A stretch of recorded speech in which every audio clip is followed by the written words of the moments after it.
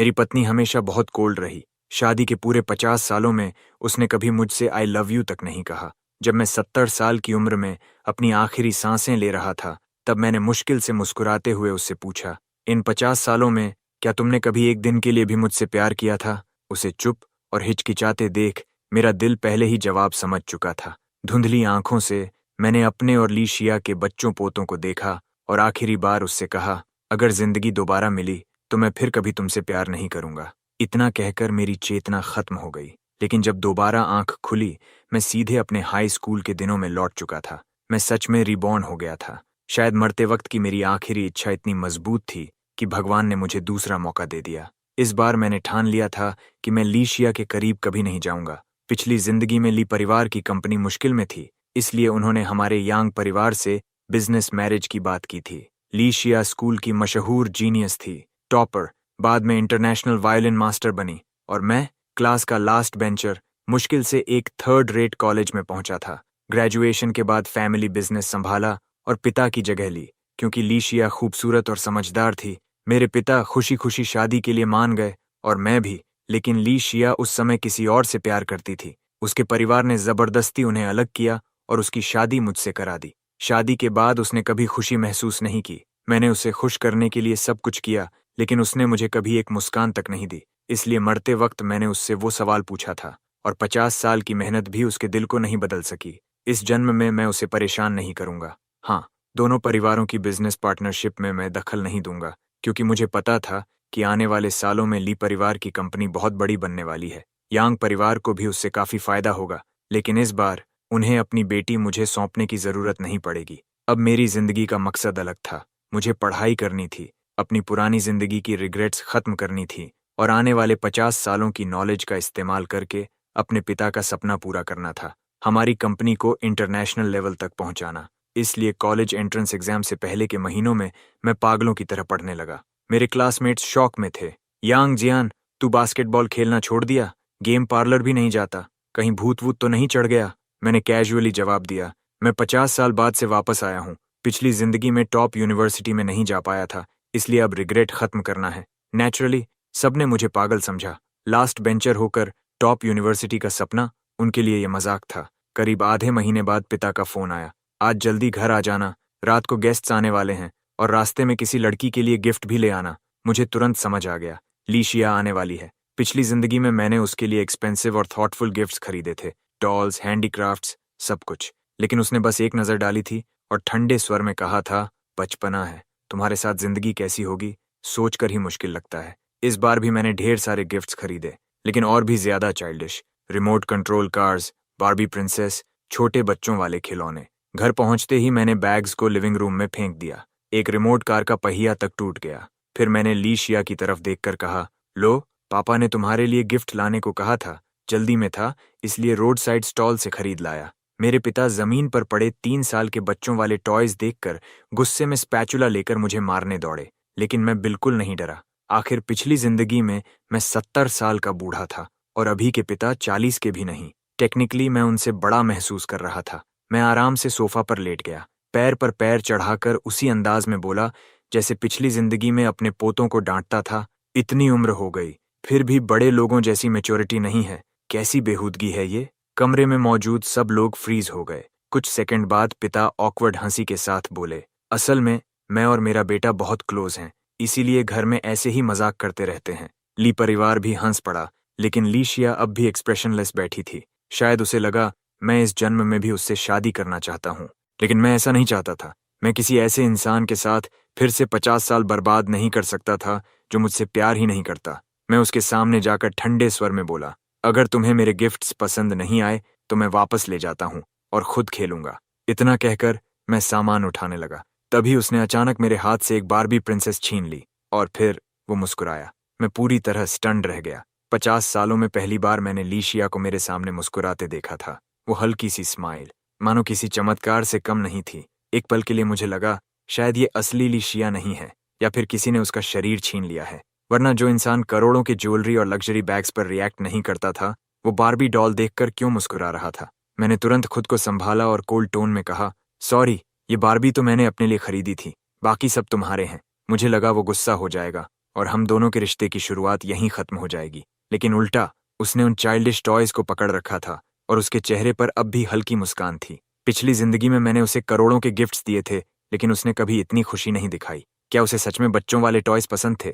मुझे वो बिल्कुल समझ नहीं आ रहा था। तभी डिनर शुरू हुआ और मेरे पिता ने माहौल संभालने के लिए बातचीत आगे बढ़ाई।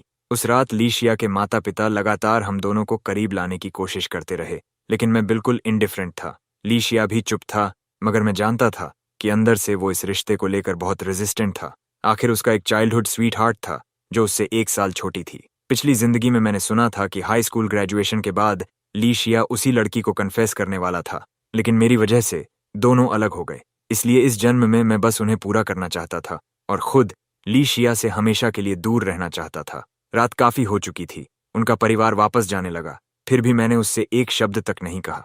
पापा मुझे जबरदस्ती दरवाजे तक छोड़ने ले गए।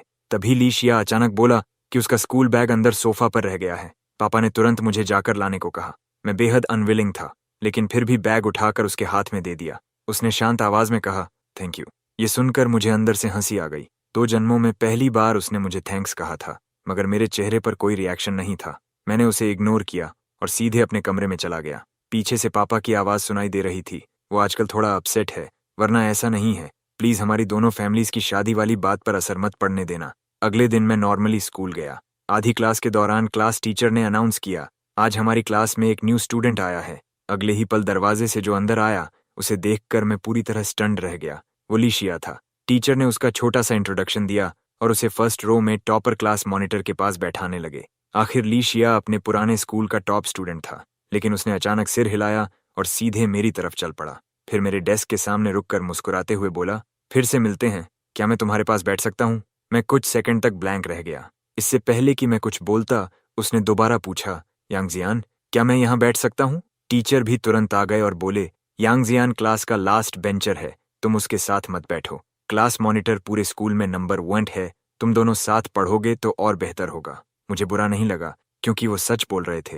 हाई स्कूल वाला मैं पढ़ाई में बेहद खराब था, हमेशा बास्केटबॉल खेलता और क्लासेस बंक करता था। लेकिन लीशिया ने टीचर की बात पोलाइटली रिजेक्ट कर दी। थैंक यू सर, लेकिन मैं यांगजियान के साथ ही बैठूंगा, मैं उसे जानता हूँ। टीचर ने मुझे घूरते हुए कहा, तुम इसकी पढ़ाई खराब मत करना, लीशिया फ्यूचर टॉपर बन सकता है। पिछली जिंदगी में लीशिया सच में जीनियस था, बस मेरे साथ फोर्स्ड एंगेजमेंट की वजह से उसका मेंटल स्टेट खराब हो गया था और वो अपनी पूरी पोटेंशियल नहीं दिखा पाया। ये सोचकर मैंने एक्सप्रेशनलेस होकर अपना हाथ बगल वाली सीट पर रख दिया।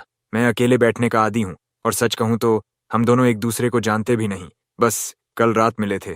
तुम दूसरी जगह बैठ जाओ। पूरी क्लास एकदम साइलेंट हो गई। किसी ने इमेजिन नहीं किया था कि मैं इतनी खूबसूरत स्कूल ब्यूटी को रिजेक्ट कर दूंगा। लीशिया कुछ पल के लिए फ्रीज हो गया, मगर फिर वही पुराना एरोगेंट एक्सप्रेशन उसके चेहरे पर लौट आया। उसने अपना बैग डेस्क पर पटका, मेरा हाथ हटाया और सीधे बैठ गया। ये सीट तुम्हारे बाप की नहीं है, जहां मन करेगा वहीं बैठूंगा। उसका वो एटीट्यूड देखते ही मेरे अंदर इरिटेशन भर गई। आखिर यही चेहरा मैंने पिछली जिंदगी में पूरे 50 साल देखा था। मुझे खुद समझ नहीं आता था कि मैं इतना सब कैसे सह गया।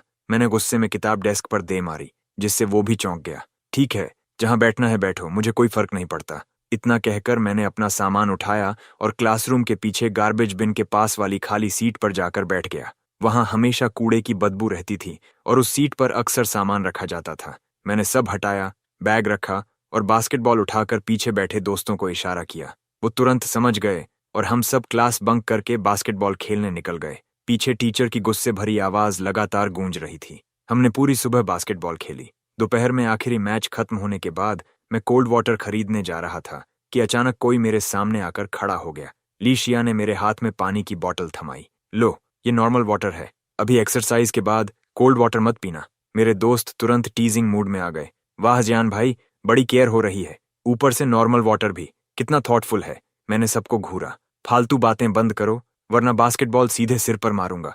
फिर मैंने लीशिया की तरफ देखा और कोल्ड टोन में बोला, नहीं चाहिए, मुझे कोल्ड वाटर पीने की आदत है। और हाँ, हमारी फैमिलीज की बिजनेस पार्टनरशिप अपनी जगह है, लेकिन शादी वाली बात खत्म समझो। मुझे पता है तुम्हारा चाइल्डहुड स्वीटहार्ट है और तुम उससे प्यार करते हो। वैसे भी मुझे तुम में कोई इंटरेस्ट नहीं है, इसलिए बेहतर होगा हम दोनों एक दूसरे से दूर रहें। मैं खुद पापा से बात कर लूंगा, बिजनेस कोऑपरेशन पर कोई असर नहीं पड़ेगा। इतना कहकर मैंने पानी वापस किया और बास्केटबॉल लेकर वहां से चला गया। मैं दोबारा पिछली जिंदगी जैसी उलझन नहीं चाहता था, जहां मरते दम तक दिल शांत नहीं हुआ। लेकिन जब मैं बस स्टॉप पर पहुंचा और बस में चढ़ने वाला था, तभी ली शिया दूर से भागता हुआ आया। उसका चेहरा गुस्से से भरा था। उसने मेरा हाथ पकड़ लिया। मैं उसे झटकने ही वाला था कि अचानक उसने मुझे बस स्टॉप के बोर्ड से दबा दिया। उसके हाथ मेरे कंधों को मजबूती से पकड़े हुए थे। फिर उसने शिकायत भरी आवाज में कहा, यांग जियान, ये मत समझो कि सिर्फ तुम ही रिबॉर्न हुए हो। अगर तुमने ऐसे ही बर्ताव किया तो मैं तुम्हारे पापा से कंप्लेन कर दूंगा कि तुम अपनी फ्यूचर वाइफ को परेशान कर रहे हो। मेरे दिमाग में जैसे एक्सप्लोजन हो गया। ली शिया भी रिबॉर्न हुआ था। मुझे चुप देखकर उसने फिर कहा, यांग जियान, मैं तुम्हारी वाइफ हूं। पिछली जिंदगी में 50 साल की शादी के दौरान तुमने कभी मुझ पर ऊंची आवाज तक नहीं की थी। इस जन्म में तुमने कल से लेकर आज तक कितनी बार मुझ पर गुस्सा किया है। लीशिया की आंखों में आंसू थे। मैं कुछ पल उसे देखता रहा। अब यह तय हो चुका था कि वो भी रिबॉर्न होकर वापस आया है। लेकिन कल पहली मुलाकात से लेकर अब तक उसका बिहेवियर बिल्कुल भी पिछले जन्म वाले लीशिया जैसा नहीं था। ऐसा लग रहा था जैसे किसी और ने उसकी बॉडी ले ली हो। मगर मैं अब ये सब सोचकर अपना दिमाग खराब नहीं करना चाहता था। चूंकि हम दोनों को दूसरा मौका मिला था, तो बेहतर यही था कि हर कोई अपनी जिंदगी की रिग्रेट्स खुद ठीक करे। पिछले जन्म में उसका चाइल्डहुड स्वीट हार्ट उसे छिन गया था। उसे जबरदस्ती मुझसे शादी करनी पड़ी और उसने पूरी जिंदगी दुख में बिताई। वहीं मैंने एक ऐसी औरत से शादी की जो मुझसे प्यार नहीं करती थी, और पापा भी कंपनी के प्रेशर में अपनी जान गंवा बैठे। आखिर में मैं भी अधूरी इच्छाओं के साथ मर गया। मैंने लीशिया की तरफ गंभीर नजरों से देखा। लीशिया, अगर तुम भी रिबॉर्न होकर वापस आए हो तो ये सबसे अच्छी बात है। इस जन्म में मैं तुम्हारे और तुम्हारे चाइल्डहुड स्वीटहार्ट के बीच कभी नहीं आऊंगा, और तुम्हें भी सिर्फ फैमिली बिजनेस कोऑपरेशन के लिए मेरे करीब आने की जरूरत नहीं है। पिछली जिंदगी में तुम इतने साल हमारे घर में रही हो, तुम जानती हो कि मैं और मेरे पापा वैसे लोग नहीं हैं। मैंने गहरी सांस ली और आगे कहा, वैसे भी पिछली जिंदगी में तुम खुद बिजनेस क्वीन बनी थी। तुम्हारे पास इतना नॉलेज है कि मेरे परिवार की मदद के बिना भी तुम इस जन्म में दोबारा सक्सेसफुल बन सकती हो। ये सब कहते वक्त मेरे दिल में हल्का दर्द जरूर था। आखिर मैंने उससे पूरे 50 साल प्यार किया था। लीशिया, अलविदा, इतना कहकर मैं मुड़ने लगा। तभी एक मॉडिफाइड स्कूटर हमारे सामने आकर रुकी। उस पर बैठा लड़का सनग्लासेस उतारते हुए हंस पड़ा। शियादी, मैं तुम्हें लेने आया हूँ। तुमने अचानक स्कूल चेंज क्यों कर लिया? अब मुझे रोज आधा घंटा एक्स्ट्रा चलाना पड़ता है। उसे देखते ही मैं पहचान गया। वो था दुजितेंग, लीशिया का चाइल्डहुड स्वीटहार्ट। उसके परिवार का इलेक्ट्रॉनिक्स फैक्ट्री का बिजनेस था। हालांकि बाद में बिजनेस डाउन हो गया, फिर भी आम लोगों से काफी बेहतर हालत थी। लीशिया के पिता भी कभी उसी फैक्ट्री के पार्टनर थे। दुजितेंग धीरे धीरे लोकल बैड बॉयज के साथ घूमने लगा और एक टिपिकल स्ट्रीट बाइकर बन गया। लेकिन एक बात थी, उसने कभी लीशिया को उस दुनिया में नहीं घसीटा। शायद यही वजह थी कि लीशिया उसे कभी भूल नहीं पाई। एक ऐसा लड़का जो खुद बिगड़ गया मगर उसे खराब रास्ते पर नहीं ले गया। इस समय मेरी उससे कोई पहचान नहीं थी और मैं पहचान बनाना भी नहीं चाहता था। मैंने बस उसे एक नजर देखा और चुपचाप वहां से चला गया। पीछे से लीशिया की गुस्से भरी आवाज आई, यांग जियान, तुम बहुत बड़े कमीने हो। जब मैं ट्रैफिक सिग्नल पर खड़ा था तो अनजाने में पीछे मुड़कर देखा। लीशिया उसी स्कूटर पर बैठ चुका था। तेज धूप मेरी आंखों पर पड़ रही थी, लेकिन पता नहीं क्यों आंखों से आंसू बह निकले। लंबे समय का प्यार, साथ निभाना, सब बकवास है, मैंने मन ही मन सोचा। मैंने उसे 50 साल दिल से चाहा, लेकिन रीबर्थ के बाद भी वो चाइल्डहुड स्वीटहार्ट के पास ही चली गई। घर लौटकर मैंने स्कूल से कुछ दिनों की छुट्टी ले ली। मैं उससे दोबारा नहीं मिलना चाहता था। पापा नाराज जरूर हुए, मगर आखिर मैं उनका इकलौता बेटा था, और माँ के जल्दी गुजर जाने के बाद उन्होंने हमेशा मुझे बहुत प्यार दिया था। कुछ दिन बाद मैंने साफ कहा, पापा, मैं स्कूल ट्रांसफर करना चाहता हूँ। वो शॉक्ड रह गए। क्या, एग्जाम आने वाले हैं और तुम अब स्कूल बदलोगे? तुम्हारी फियांसे खास तुम्हारे लिए स्कूल बदल कर आई है और अब तुम जा रहे हो? मैंने जानबूझकर हेल्पलेस एक्सप्रेशन बनाते हुए कहा। मैंने कब कहा कि मुझे वो पसंद है? उसका पसंदीदा इंसान कोई और है। जबरदस्ती का रिश्ता कभी अच्छा नहीं होता, और अगर आपने मुझे फोर्स किया तो मैं तीसरी मंजिल से कूद जाऊंगा और माँ के पास चला जाऊंगा। हमारा विल्ला 3 मंजिला था, करीब 10 मीटर ऊंचा। अगर सिर के बल गिरा तो सीधा मौत तय थी। पापा हमेशा माँ के नाम पर कमजोर पड़ जाते थे। इस बार भी वो हार गए। ठीक है ठीक है, पहले शांत हो जाओ, मैं तुम्हारे लिए नया स्कूल ढूंढता हूँ। तभी मैं मुस्कुराया। यही तो मेरे अच्छे पापा हैं। देखना, ट्रांसफर के बाद आपका बेटा टॉप यूनिवर्सिटी में जाएगा, फाइनेंस पढ़ेगा और वापस आकर आपके साथ बिजनेस संभालेगा। माँ भी ऊपर से हमें आशीर्वाद देंगी। ये सुनकर पापा इतने इमोशनल हो गए कि मुझे पकड़कर काफी देर तक रोते रहे। लेकिन अगले ही दिन उन्होंने मुझे धोखा दे दिया। लीशिया सीधे घर आ पहुंचा। उसने बिना नॉक किए मेरे कमरे का दरवाजा खोल दिया। मैं अभी नींद में था। धुंधली आंखों से देखा तो वो बिल्कुल फैमिलियर तरीके से खिड़की तक गया और एक झटके में कर्टन खोल दिए। तेज धूप सीधे चेहरे पर पड़ी। मैं इरिटेट होकर चिल्लाया, लीशिया, तुम पागल हो गए हो? ये मेरा घर है, मेरे कमरे में ऐसे घुसने की हिम्मत कैसे हुई? वो तुरंत हंस पड़ा। तुम्हारा घर, तुम्हारा कमरा? मैं यहाँ 50 साल रही हूँ, ये मेरा भी घर है, मेरा भी कमरा है। उसकी वही पुरानी टोन थी। आखिर पिछली जिंदगी में हमारी शादी के बाद यही कमरा हमारा बेडरूम बना था। फिर वो सीधे वार्डरोब खोलकर मेरे कपड़े और अंडरवेयर निकालने लगा। मैं गुस्से में बोला, तुम्हें कोई बीमारी है क्या? वो मेरी तरफ देखकर मुस्कुराया, तो तुम्हारी ये सोने वाली आदत अभी से थी? मुझे लगा बाद में शुरू हुई होगी। मैंने गुस्से में कहा, दफा हो जाओ। लेकिन वो हंसते हुए बोला, मैं नहीं जाऊंगी। मैंने तुम्हें 50 साल दबा कर रखा है, रीबर्थ के बाद भी तुम मेरे हाथ से नहीं निकल सकते। उसकी ये बात सुनकर मेरे अंदर दबा गुस्सा फटने लगा। पिछली जिंदगी में शादी के कुछ समय बाद ही मुझे पता चल गया था कि वो मुझसे प्यार नहीं करती। मैंने डिवोर्स की बात भी की थी, लेकिन उसने प्रेगनेंसी का बहाना बनाकर मना कर दिया था। उसने कहा था, अब जिंदगी ऐसी ही है, कॉम्प्रोमाइज करके जी लो। अब जब भगवान ने उसे दूसरा मौका दिया था, जहां वो आजाद होकर अपने प्यार के साथ रह सकती थी, तो फिर वो दोबारा मेरे पीछे क्यों पड़ रही थी? मैंने ठंडी नजरों से कहा, लीशिया, तुम्हारा ये बिहेवियर मुझे सिर्फ तुमसे नफरत करना सिखाएगा। मेरी बात सुनते ही वो फ्रीज हो गया। मैं बिना उसकी तरफ देखे कपड़े पहनने लगा, फिर दरवाजा खोलकर बाहर जाने लगा, मगर अचानक उसने पीछे से मुझे कसकर पकड़ लिया। यांग जियान, सॉरी, पिछली जिंदगी में तुम्हारे सवाल का जवाब नहीं दे पाई थी, इस जन्म में दूंगी। लेकिन मैंने उसे बोलने का मौका ही नहीं दिया। मैंने उसके हाथ हटाए और कहा, कुछ मत कहो, मरने से पहले ही मुझे जवाब मिल गया था। 50 साल तुमसे प्यार करके भी मैं तुम्हारा दिल नहीं बदल पाया। अब बस मुझे छोड़ दो। क्या हम इस जन्म में बस सबसे परिचित अजनबी बनकर नहीं रह सकते? मैंने धीमी आवाज में कहा, हम अभी सिर्फ 18 साल के हैं, जिंदगी बहुत लंबी है। धीरे धीरे तुम मुझे भूल जाओगे, उस इंसान को जिसे तुम कभी प्यार नहीं कर पाए। पिछले जन्म में तुम्हारे भी रिग्रेट्स थे, मेरे भी। इस बार हम दोनों अपनी अपनी अधूरी चीजें पूरी कर लेते हैं, ठीक है? लीशिया की आंखों से आंसू लगातार बह रहे थे। उसने तेजी से सिर हिलाया, नहीं, तुम मेरे हस्बैंड हो। 50 साल का रिश्ता, क्या तुम सच में उसे छोड़ सकते हो? मैंने कड़वाहट से होंठ भींच लिए। अगर कहूं कि बिल्कुल दर्द नहीं है तो वो झूठ होगा, लेकिन मैं फिर से वही जिंदगी नहीं जीना चाहता। कुछ पल रुककर मैंने धीरे से कहा, इस बार मैं छोड़ सकता हूं।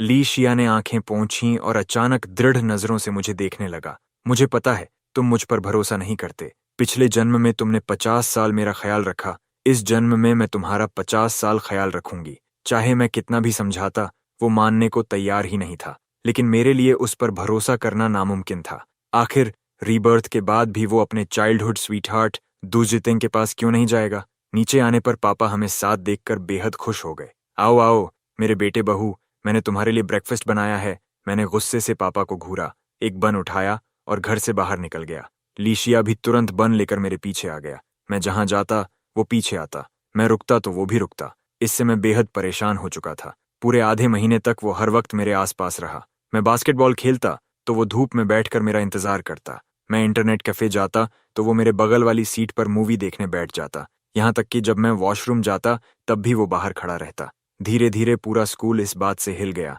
किसी को समझ नहीं आ रहा था कि पूरे स्कूल की नंबर 1 जीनियस आखिर मेरे जैसे लास्ट बेंचर के पीछे क्यों घूमती रहती है। रूमर्स फैलने लगे कि मैं कोई रिच सेकंड जनरेशन एयर हूं और लीशिया मुझसे फायदा उठाना चाहता है। मगर लीशिया ने कभी किसी रूमर की परवाह नहीं की। वो बस हर दिन मेरे पीछे चलता रहा। फिर एक दिन वो स्कूल नहीं आया। उसकी नॉन स्टॉप बातें न सुनकर मुझे पहली बार शांति महसूस हुई। पूरे दिन वो नहीं दिखा। उस दिन फ्राइडे था, महीने का आखिरी दिन, ऊपर से एग्जाम्स भी पास थे। मेरे कुछ दोस्त बोले कि चलो सब साथ डिनर करते हैं, क्योंकि बाद में सब अलग अलग यूनिवर्सिटीज चले जाएंगे। आज लीशिया पीछे नहीं था, इसलिए मैंने खुशी खुशी हाँ कर दी। हम लोग एक रोड साइड फूड स्टॉल पर गए। सस्ता था, क्वांटिटी ज्यादा थी, स्टूडेंट्स की फेवरेट जगह।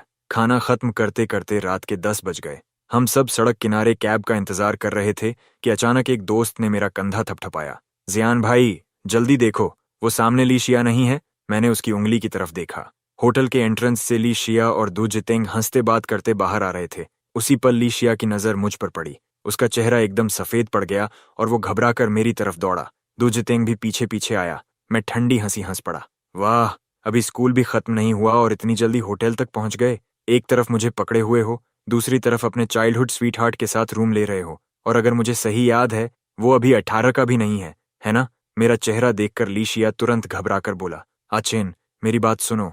मैंने उसे बीच में ही काट दिया। लीशिया, तुम खुद को फेक महसूस नहीं करते। मैंने पहले ही कहा था, भगवान ने तुम्हें दूसरा मौका दिया है, तो अपने चाइल्डहुड स्वीट हार्ट के साथ खुश रहो, फिर मेरे पीछे क्यों पड़े हो। तभी एक टैक्सी सामने आकर रुकी। मैं तुरंत उसमें बैठ गया और ड्राइवर से बोला, जल्दी चलो। टैक्सी के अंदर बैठते ही मेरी आंखों से फिर आंसू निकल पड़े। घर पहुंचने पर पापा ने पूछा, लीशिया तुम्हारे साथ वापस नहीं आया। मैंने लंबी सांस ली। पापा, मैं कुछ समय के लिए बाहर जाना चाहता हूँ, एग्जाम के समय वापस आऊंगा। शायद मेरे चेहरे से सब साफ दिख रहा था, इसलिए पापा ने कुछ नहीं पूछा। मैंने उसी रात समुद्र किनारे जाने की फ्लाइट टिकट खरीद ली। पापा ने कभी बताया था कि माँ की आखिरी इच्छा थी एक बार समुद्र देखना। मैं माँ की अस्थियों का बॉक्स लेकर रात की फ्लाइट से हाइकू पहुंच गया। फिर मैं माँ की अस्थियां लेकर कई कोस्टल सिटीज घूमता रहा। आखिर में शांघाई पहुंचा, वो शहर जिसे माँ सबसे ज्यादा प्यार करती थी। माँ यहीं की थी। पापा कहते थे कि माँ जैसी औरत से शादी करना उनकी जिंदगी की सबसे बड़ी ब्लेसिंग थी। हमारे कॉस्मेटिक कंपनी के कई प्रोडक्ट्स माँ के आइडियाज पर बने थे, इसलिए पापा हमेशा चाहते थे कि हमारी कंपनी इंटरनेशनल लेवल तक पहुंचे। उस शाम मैं माँ की अस्थियों का बॉक्स गोद में लिए बीच पर बैठा था। सामने सनसेट का नारंगी रंग धीरे धीरे समंदर में डूब रहा था। पास ही एक माँ अपने टीनेज बेटे के साथ बैठी थी। लड़का रोते हुए बोला, माँ, जिसे मैं पसंद करता हूँ वो मुझे पसंद क्यों नहीं करती? क्या इस दुनिया में कभी कोई लड़की मुझे प्यार करेगी? उसकी माँ मुस्कुराकर उसके सिर पर हाथ फेरते हुए बोली, पगले, जब मैंने तुम्हें पहली बार देखा था तब मैं भी 20 साल की लड़की ही थी। ये सुनते ही मेरा दिल जोर से कांप उठा। आंखों से आंसू रुकने का नाम नहीं ले रहे थे। अगर माँ को पता चलता कि मैंने पूरी जिंदगी एक ऐसी औरत से प्यार किया जिसने मुझे कभी प्यार नहीं किया, तो वो जरूर टूट जाती। आखिर मैं खुद को रोक नहीं पाया। मैं रोते रोते माँ की अस्थियों के बॉक्स को कसकर पकड़ लिया। माँ, मुझ में आखिर कमी क्या थी? मैंने उससे 50 साल प्यार किया, पूरे 50 साल। क्या उसका दिल सच में पत्थर का था? क्या मैं प्यार के लायक नहीं था? माँ, मुझे आपकी बहुत याद आ रही है। मेरे आंसू लगातार उस बॉक्स पर गिर रहे थे। तभी अचानक मेरे बगल से किसी के रोने की आवाज आई। अगले ही पल मैंने महसूस किया कि किसी और का हाथ भी उस अस्थियों के बॉक्स पर था। माँ, चिंता मत कीजिए, इस जन्म में मैं यांग जियान का अच्छे से ख्याल रखूंगी, मैं वादा करती हूँ। मैं चौंक कर पलटा। मेरे सामने लीशिया था। वो बॉक्स को दोनों हाथों से पकड़े बुरी तरह रो रहा था। मैं इंस्टिंक्टिवली उठने लगा, लेकिन उसने तुरंत मुझे पीछे से कसकर पकड़ लिया। यांग जियान, बस एक मौका दो, मेरी पूरी बात सुन लो। अगर उसके बाद भी तुम मुझे छोड़ना चाहते हो तो मैं वादा करती हूँ फिर कभी तुम्हें परेशान नहीं करूंगी। मैं चुप रहा, बस माँ की अस्थियों का बॉक्स पकड़कर डूबते सूरज को देखता रहा। लीशिया ने जल्दी से आंखें पोंछीं और लाल आंखों से मेरी तरफ देखा। यांग जियान, तुम हमेशा सोचते रहे कि मैं दू जितेंग से प्यार करती थी, पिछले जन्म में भी और इस जन्म में भी, लेकिन तुम गलत थे, बहुत गलत। मैंने कभी नहीं कहा कि मैं उससे प्यार करती हूँ। मुझे नहीं पता तुम्हें ये सब किसने बताया, किसने कहा कि मैं दू जितेंग से प्यार करती थी। लीशिया ने आंखों में आंसू लिए मेरी तरफ देखा। हाँ, हम चाइल्डहुड फ्रेंड्स थे, बचपन से साथ बड़े हुए, ये सच है, लेकिन क्या सिर्फ साथ बड़े होने का मतलब प्यार होना होता है? उसने धीरे से सांस ली। पिछले जन्म में शुरुआत में मैं तुम्हें पसंद नहीं करती थी, क्योंकि मैं अपने पिता की बिजनेस मैरिज का टूल नहीं बनना चाहती थी, इसलिए मैंने हमेशा तुम्हारे साथ कोल्ड बिहेवियर रखा। लेकिन जब मैं प्रेग्नेंट हुई, क्या तुम्हें महसूस नहीं हुआ कि मैं धीरे धीरे तुम्हारे लिए बदल रही थी? तुमने डिवोर्स की बात की थी, लेकिन मैंने मना कर दिया। मैं एक औरत हूँ, थोड़ी स्टबर्न थी। क्या तुम सच में समझ नहीं पाए? उसकी आवाज कांपने लगी। मैं इसलिए नहीं मानी क्योंकि मैं धीरे धीरे तुमसे प्यार करने लगी थी। ये सुनकर मेरा दिल जैसे थम गया। वो आगे बोली, पिछले जन्म में दोनों फैमिलीज की कंपनीज का प्रेशर मुझे तोड़ देता था। ऊपर से मुझे वायलिन परफॉर्मेंसेस के लिए बार बार विदेश जाना पड़ता था। मैं सच में बहुत थक जाती थी। मुझे पता था तुम मुझसे कितना प्यार करते हो, लेकिन जब मैं एग्जॉस्टेड होकर घर लौटती तो बस आराम करना चाहती थी। और सच कहूं तो मुझे कभी लग्जरी बैग्स या एक्सपेंसिव ज्वेलरी पसंद ही नहीं थी। क्या तुम्हें याद नहीं, मैं हमेशा वही रिंग और ब्रेसलेट पहनती थी जो तुमने पहली बार सड़क किनारे स्टॉल से खरीद कर दिए थे। उसकी बात सुनते ही मुझे अचानक सब याद आ गया। सच में इतने अमीर होने के बावजूद वो कभी वो महंगे ज्वेलरी सेट्स नहीं पहनती थी जो मैं खरीदता था। हमेशा वही सस्ती रिंग और ब्रेसलेट पहने रहती थी। लीशिया ने मेरी आंखों में बदलाव देखा तो वो और करीब आ गया। 50 साल साथ रहो तो बर्फ भी पिघल जाती है, और तुमने तो मुझे इतने साल दिल से प्यार किया था। जब तुम मरने से पहले पूछ रहे थे कि क्या मैंने कभी तुमसे प्यार किया, उस समय मैं इसलिए रुकी थी क्योंकि मुझे समझ नहीं आ रहा था कैसे बोलूं। मैं हमेशा एक्सप्रेशनलेस रही। बूढ़ी होने के बाद भी मैं शब्द सोच ही रही थी कि तुम अचानक चले गए। इतना कहते कहते वो रोने लगा। उसने मेरे सीने पर हल्के हल्के मुक्के मारने शुरू कर दिए। इतनी जल्दी मरने की क्या जरूरत थी? मेरी परमिशन के बिना तुम कैसे मर सकते थे? मैं अभी जवाब देने ही वाली थी, उसकी आवाज टूट गई। मैं तुमसे कहना चाहती थी कि मैं तुमसे प्यार करती हूँ, सच में बहुत प्यार करती हूँ। मैं, लीशिया, तुमसे प्यार करती हूँ, यांग जियान। उसके आंसू लगातार बह रहे थे। तुम्हारे मरने वाले दिन मैं पूरी रात रोती रही। रोते रोते कब सो गई पता नहीं चला। फिर जब आंख खुली तो मैं वापस इस जिंदगी में आ चुकी थी। इस बार मैंने तय किया कि मैं खुद तुम्हारे पास आऊंगी, लेकिन तुम तो हर समय मुझ पर चिल्लाते रहे, मुझसे दूर भागते रहे। वो और कसकर मुझसे लिपट गया। बास्केटबॉल वाले दिन मुझे पता चला कि तुम भी रिबॉर्न होकर आए हो। मुझे पता है पिछले जन्म में तुम बहुत थक गए थे, लेकिन क्या मैं नहीं थकी थी? मैंने तुम्हारे लिए 2 बेटे और 2 बेटियां पैदा की, साथ में तुम्हारी फैमिली कंपनी भी संभाली। क्या तुम मुझे थोड़ा भी समझ नहीं सकते? उसके शब्द सुनते सुनते मेरे अंदर दबे हुए पुराने मेमोरीज धीरे धीरे लौटने लगे। हाँ, वो हमेशा थोड़ी कोल्ड थी, लेकिन उसने घर को कभी टूटने नहीं दिया। जब ली परिवार बहुत बड़ा बन गया, तब भी उसने यांग परिवार की मदद की। अगर सच में सोचूं, तो उसने मुझे छोड़कर बाकी हर जिम्मेदारी पूरी की थी। मैंने लंबी सांस ली और धीरे से उसके पीठ पर हाथ फेरने लगा ताकि वो शांत हो सके। काफी देर बाद जब उसका रोना थोड़ा कम हुआ, तो उसने सिर उठाकर मेरी तरफ देखा। और उस दिन होटल में जो तुमने देखा, वो वैसा बिल्कुल नहीं था जैसा तुमने सोचा। उसने जल्दी जल्दी समझाना शुरू किया। दुजितेंग के ग्रैंड पेरेंट्स गांव से आए थे। उनके घर में जगह नहीं थी, इसलिए मैं उन्हें होटल रूम दिलाने गई थी। दुजितेंग बस मेरे साथ गया था। हमारे बीच कभी रोमांटिक फीलिंग्स नहीं थीं। वो हमेशा मुझे बड़ी बहन की तरह मानता था। अगर भरोसा नहीं है तो अभी मेरे होम टाउन चलो। वहाँ के सारे दोस्त, पड़ोसी, यहाँ तक कि मेरे पेरेंट्स भी ये बात जानते हैं। मैं चुप खड़ा रहा। सच तो ये था कि पिछले जन्म में मैंने सिर्फ लोगों की बातें सुनी थीं कि लीशिया को उसके पेरेंट्स ने चाइल्डहुड स्वीटहार्ट से अलग करके मुझसे शादी कराई, लेकिन मैंने कभी खुद सच्चाई जानने की कोशिश नहीं की। शायद यही मेरी जिंदगी की सबसे बड़ी मिसअंडरस्टैंडिंग थी। तभी लीशिया ने फोन निकाला और गुस्से में बोला, अभी के अभी यहाँ आओ। अगले ही पल दुजितेंग पास के डस्टबिन के पीछे से भागता हुआ निकल आया। शियादी, लीशिया ने तुरंत मेरा हाथ पकड़ लिया और प्राउडली बोला, इन्हें जीजा जी बोलो। दुजितेंग साफ डर गया और तुरंत झुककर बोला, जीजा जी। फिर उसने पूरी सच्चाई बताई। उसके पेरेंट्स कभी उसकी परवाह नहीं करते थे। अगर लीशिया उसे संभालता नहीं, तो वो सिर्फ स्ट्रीट बाइकर नहीं, बल्कि असली गैंगस्टर बन चुका होता। और सबसे शॉकिंग बात, दुजितेंग जिस लड़की को पसंद करता था, वो एक केटीवी ओनर की बेटी थी। दोनों सेम एज थे और शादी का वादा भी कर चुके थे। अचानक मेरे दिमाग में पुरानी याद कौंधी। पिछले जन्म में जब दुजितेंग की शादी हुई थी, तब लीशिया ने मुझे साथ चलने को कहा था, लेकिन मैं जेलसी में नहीं गया और उसकी शादी उसी केटीवी ओनर की बेटी से हुई थी। शुरुआत में लड़की की मां ने रिलेशनशिप अपोज किया था, क्योंकि दुजितेंग निकम्मा लड़का लगता था। बाद में उसने दोबारा पढ़ाई की, नॉर्मल यूनिवर्सिटी में एडमिशन लिया, तब जाकर शादी की परमिशन मिली। अब जाकर मेरे दिल में फंसी हुई गांठ खुलने लगी। लीशिया ने मेरी आंखों में देखते हुए गंभीर आवाज में कहा, इस जन्म में मैं वायोलिन नहीं बजाना चाहती। मैं बस पापा का सपना पूरा करना चाहती हूँ और माँ के कॉस्मेटिक्स को दुनिया तक पहुंचाना चाहती हूँ।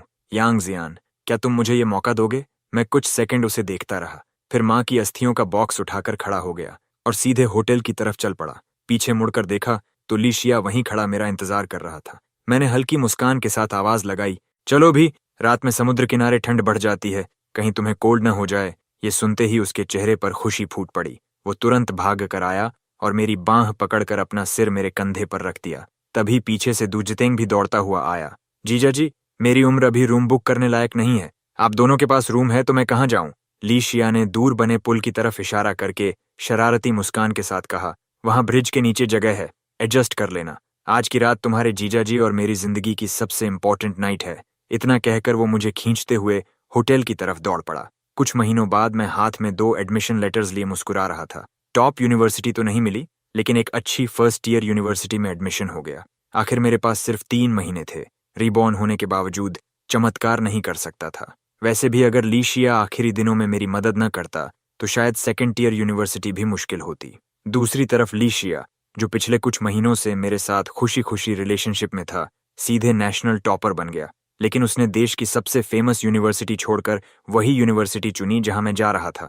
वो मेरे पास आया, मेरे गाल पर किस किया और मुस्कुराकर बोला, इस जन्म में मैं तुम्हारे लिए 2 और बच्चे पैदा करूं? मैंने बिना हिचकिचाए सिर हिलाया। ठीक है, आखिर मैंने उसे 50 साल प्यार किया था, तो 50 साल और सही।